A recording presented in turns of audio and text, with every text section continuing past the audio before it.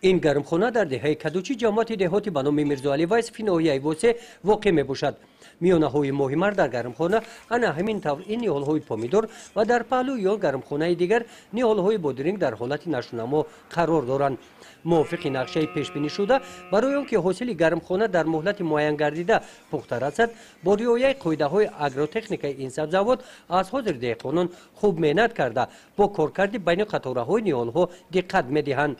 این گرمخانه همچنین منبع آموزشی تجربه می باشد. سولت بی علیوه برای از خود نمودن تجربه این دهقانان در سمت استفاده گرمخانه به اینجا آمده است. او به قدر خاک و آب می رسد. از استفاده ثمرناک زمین همه ساله درآمد خوب به دست آورده برای گرفتن 3 حاصل مقصد دارد که در زمین نزد حولگیش همین گونه گرمخانه سازد. منفعت آوره چی بنی پیشای محصولات ما میشوه تیار میشوه پیشای محصولات ما میشوه نغزه خواهی درآمد ما همه امی اویلمونه امی زمین چیز میکنیم مثال هم میخرونیم میپشونیم زمین ما را کارتوشکا میکنیم بعد کارتوشکا را گرفتن پامیدور بلگری همه امی چیزی که مثال ما استفاده میبریم در روزگارمون امی زمینی نزدیک حولگی مونه ثمرناک استفادهش میبریم مثال یگان وجه بشه بیکار نمیمونیم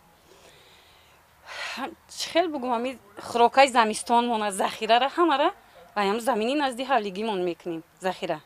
گرمخانه هر یک وجب زمینش ثمرناک استفاده برده شده است.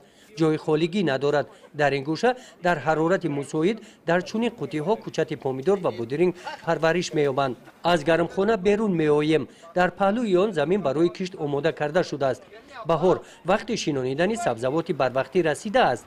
اقلیم ناحیه واسه همین شب و روز برای کشت تک پلونکا مساعد است. دهقانان خوجگی دهقانی به نام سفر 2004 از این امکانیت استفاده نمودنی هستند. برای کشت سبزوات تک پلونکا آماده میشوند. همین گونه تجربه را دیگر خوجگی های دهقانی جماعت دهاتی به نام میرزاعلی وایسف استفاده می نمایند. در جماعت میرزاعلی وایسف 2728 گکتار زمین کره میابی است که همین 2728 گکتار زمین کره میابی با خوجگی دهقانی فرمری تقسیم کرده شده است. و زمین های خوجگی دهقانی فرمری زمین ثمرناک استفاده برده است. از آن جمله در جماعت ما امسال در سال 2021 62 گکتار زمین کشتی کارتوشکا و 80 گکتار زمین پیاز چیز کرده شدگی بود که در همین جماعت باز چندین گرمخانه ها است. از آن جمله در گرمخانه سفر 2004 که حالا شما خود شاهد حال بودید از همین گرمخانه ها 3 حاصل به دست می‌آورد.